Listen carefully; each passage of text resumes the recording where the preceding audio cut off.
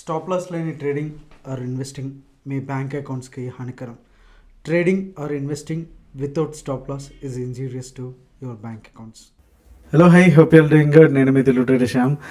So ఈరోజు మనకి weekly అనాలిసిస్లో భాగంగా ఫ్రైడే మనకి క్లోజింగ్ వచ్చేసి 219 పాయింట్స్తో నిఫ్టీ అయితే పాజిటివ్గా అయితే క్లోజ్ అయింది. అండ్ బ్యాంక్ నిఫ్టీ కూడా 367 పాయింట్స్తో అయితే పాజిటివ్గా అయితే క్లోజ్ అయింది. Even Sensex 800 and fin Nifty, mid Nifty కొంచెం కైండ్ ఆఫ్ బుల్లిష్లోనే ఉంది, but not super bullish like Sensex కావచ్చు, బ్యాంక్ నిఫ్టీ లాగా సూపర్ బుల్లిష్ అయితే ఇవైతే అవ్వలేదు. బట్ మిగిలిన మేజర్ ఇండెసెస్ అయితే కంప్లీట్గా మంచి సూపర్ బుల్లిష్లో అయితే క్లోజ్ అయితే అయినాయి. అండ్ విక్స్ చూసుకుంటే -1% తగ్గి 13 పాయింట్స్తో అయితే క్లోజ్ అయితే అయ్యింది. సో ఈ డే వచ్చేసి చాలా డిఫరెంట్గా కూడా చాలా వరకు మంచి జిగ్జాగ్లో ఫామ్లో అయితే చాలా నీట్గా అయితే వెళ్ళిపోయింది.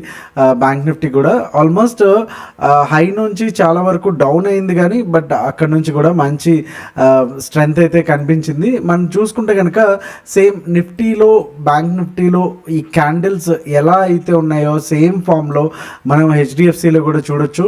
సో బ్యాంక్ నిఫ్టీని పుష్ చేయడానికి హెచ్డిఎఫ్సి అయితే చాలా కష్టపడిందని చెప్పొచ్చు. అలాగే మనకి ఇంకొక మేజర్ స్టాక్ ఆర్ నిఫ్టీలో హై వెయిటేజ్ ఉన్నటువంటి స్టాక్ ఏదైతే ఉందో రిలయన్స్ ఇండస్ట్రీస్ కూడా same kind of a candle కూడా మనం చూడొచ్చు. సో రిలయన్స్ లో ఒక పాజిటివ్ న్యూస్ వచ్చేసి దాన్ని ఆల్మోస్ట్ డౌన్ కి వెళ్ళేదాన్ని 1230 1240 రేంజ్ నుంచి కూడా మళ్ళీ అగైన్ 1270 వరకు అయితే పుల్ అయితే చేసింది. సో ఇదే సేమ్ కంటిన్యూస్ గా మనకి ఇక్కడ కూడా చూడడానికి అయితే ఛాన్స్ ఉంది. అండ్ మనకి ఈ క్యాండిల్ తో మనకి రిలయన్స్ ఇండస్ట్రీలో ఒక డబ్ల్యూ ప్యాటర్న్ అయితే ఫామ్ అవడానికి రెడీగా అయితే ఉంది. సో ఇది కూడా కంటిన్యూ అయితే కనుక మనకి ఇక్కడ నుంచి మళ్ళీ ఒక మంచి బుల్లిష్ మూవ్ అయితే చూడొచ్చు. సో ఇది ఇక్కడ నుంచి ఇక్కడ వరకు వెళ్ళినా సరే మనకి నిఫ్టీలో కావచ్చు, అలాగే ఈ పాజిటివ్ థింగ్స్ తో మనకి బ్యాంక్ నిఫ్టీలో కూడా మంచి అప్ మూవ్ రావడానికి ఛాన్స్ ఉంది. సో ఇన్ కేస్ ఇది మనకి ఒక బుల్స్ ని ట్రాప్ చేయడానికి వచ్చిన మూవ్ అనుకుంటే కనుక స్టిల్ మనకి ఇంకా క్లోజింగ్ చూసుకుంటే కనుక ఒకవేళ లైక్ ఒకసారి బ్రేక్ అయితే అయ్యింది లెవెల్, బట్ సస్టైన్ అవ్వలేదు, క్లోజ్ కూడా కావాలి కదా, కాబట్టి మనం దీన్ని అయితే కన్సిడర్ అయితే చేయము. అండ్ క్లోజింగ్ ఏదైతే ఉందో ఇంకా మనం ఒక 3-4 డేస్ నుంచి లాస్ట్ వీక్ నుంచి మనం మాట్లాడుకుంటున్నట్టు ఈ ఇన్సైడ్ బార్ లోపలనే ఉంది. సో ఇదర్ వేస్ లో మనకి 25,000 పైకి అంటే ఆల్మోస్ట్ హై ఇప్పుడు క్లోజింగ్ మనం చూసుకుంటే కనుక 24,768. సో 24,800 ఇమీడియట్ గా ఉన్న హర్డల్.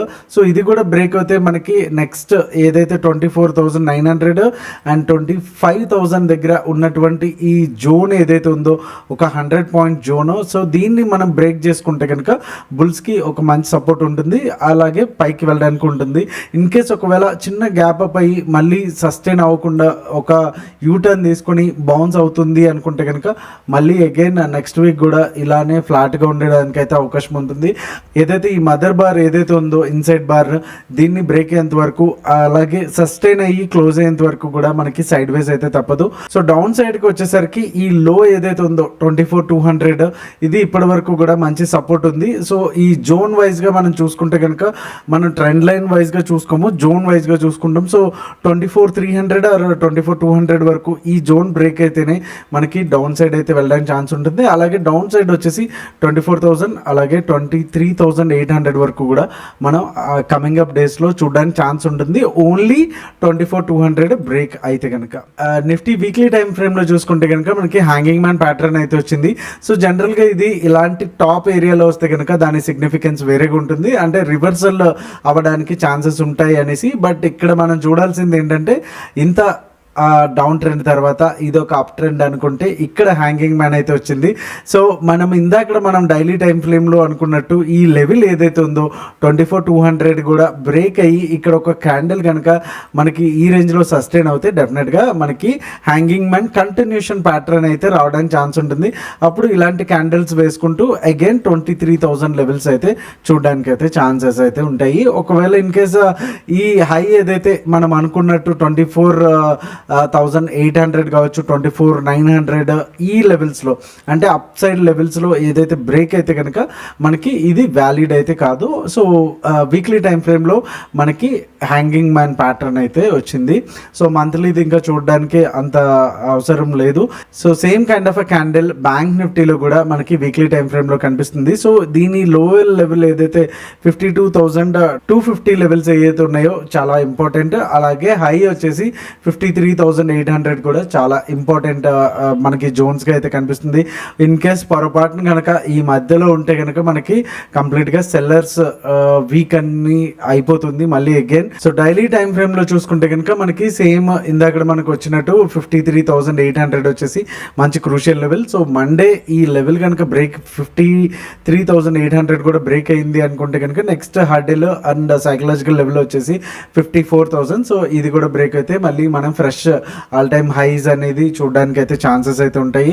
అగైన్ మళ్ళీ ఒకవేళ ఇన్ కేస్ ఇక్కడనే కనుక టైం పాస్ చేసింది అంటే మళ్ళీ అగైన్ సెల్లర్స్కి ఇచ్చేయాల్సిందే. సో డౌన్ సైడ్ మనం ఎప్పుడు టర్న్ అవ్వచ్చు అనుకుంటే కనుక లైక్ ఫస్ట్ సపోర్ట్ వచ్చేసి మనకి 52,750. అలాగే ఈ డే లో ఏదైతే ఉందో 52,250 కూడా మంచి సపోర్ట్గా అయితే మనకి కమింగ్ అప్ డేస్లో అయితే ఉంటుంది. అలాగే ఒకసారి సెన్సెక్స్ కూడా చూసేసుకుంటే కనుక సెన్సెక్స్ కూడా same kind of a thing. So major resistance అయినటువంటి 82,300 లెవెల్స్ అయితే మనకి ఇక్కడ కనిపిస్తున్నాయి. సో ఇక్కడ నుంచి అగైన్ మళ్ళీ రివర్సల్ అవుతుందా ఇక్కడ కనుక మనకి క్లోజింగ్ బేసిస్లో వస్తే సెన్సెక్స్ అయితే మంచి వి షేప్ రికవరీ అయితే తీసుకుంది. సో ఇక్కడ నుంచి సస్టైన్ అవుతుంది కనుక డెఫినెట్గా మంచి short covering rally coming up డేస్లో మనం చూడడానికి ఉంటుంది. లేదు ఇక్కడ జస్ట్ ఒక చిన్న విక్ వదిలేసి మళ్ళీ కిందకు వచ్చింది అంటే కనుక అగైన్ మళ్ళీ మనకి యూటర్న్ తీసుకొని అగైన్ మళ్ళీ డౌన్స్ టెస్ట్ చేయడానికి అయితే రావడానికి కూడా ఛాన్సెస్ అయితే ఉన్నాయి.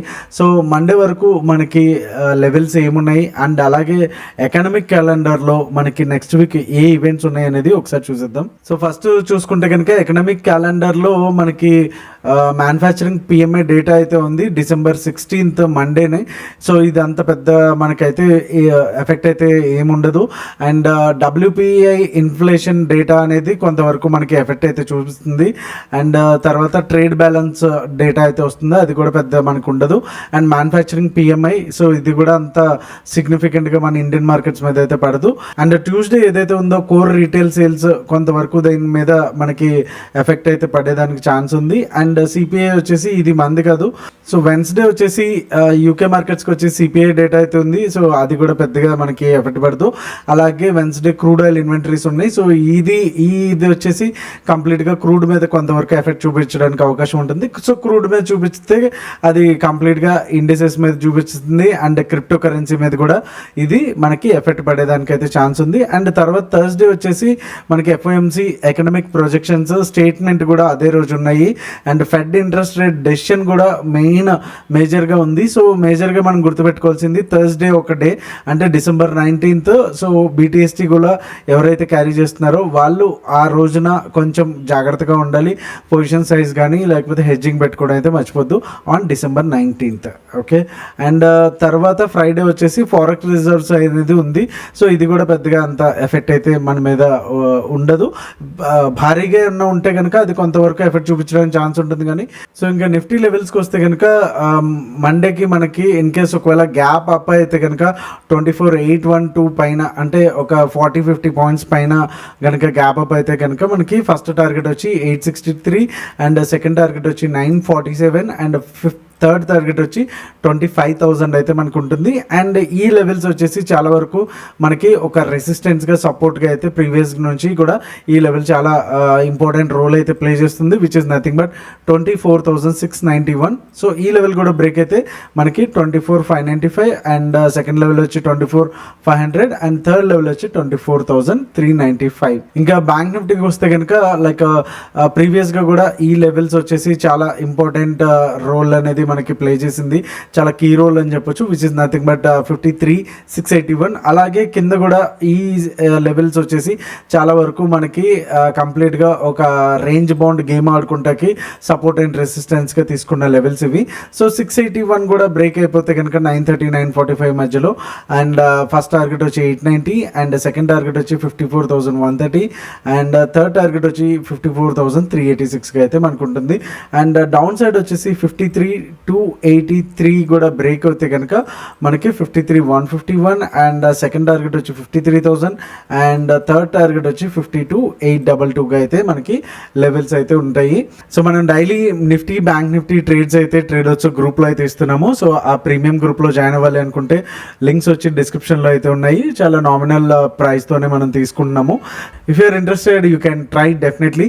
So that's all for today. Happy weekend. Thank you so much. మీ తెలుగు ట్రేడర్ శ్యామ్. జై హింద్.